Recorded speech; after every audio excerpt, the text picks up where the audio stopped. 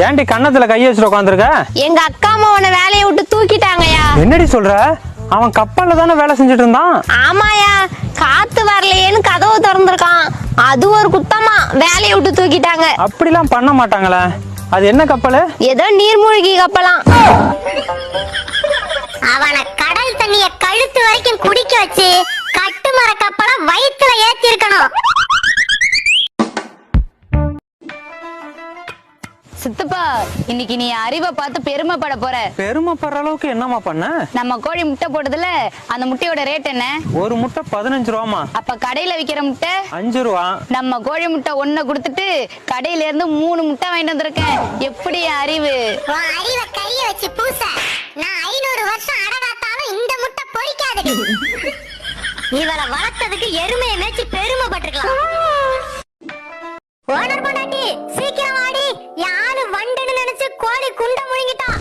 இப்பயாவது என் மதிப்பு தெரிஞ்சதே. இருடா, வந்து முதலுதவி பண்றேன். அதெல்லாம் வேணாண்டி, உன் மூஞ்ச மட்டும் காட்டு போதும். எதுக்கு? அப்பதான் வாந்தி எடுப்பா, கோழி குண்டு வெளியே வந்துடும். உன் பேர் என்ன? ரோசாப்பூ. என்ன ரோசாப்பூ? அப்பா வச்சது. செடியா? இல்லங்க, பேரு. முழு பெயர்? அற்புதமணி ரோசாப்பூ.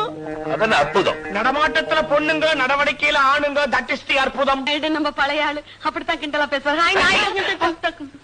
ஃபாதர் கொலையை பத்தி உனக்கு என்ன தெரியும்? அடக்கம் பண்ணிட்டாங்கன்னு தெரியும். இந்த கொலையில நீ சம்பந்தப்பட்டிருக்கேன்னு நான் சொல்றேன். அம்மா, பீட்டர் அடிக்கடி உன் கடைக்கு தான் வருவான். அம்மா, அங்க உட்காந்து நான் சதி திட்டம் தீட்டினீங்க. அம்மா, அவன் வேணுங்கிறவங்கிறதுக்காக அவனை நீ மறைச்சு வச்சிருக்க. போச்சு போச்சு போச்சு.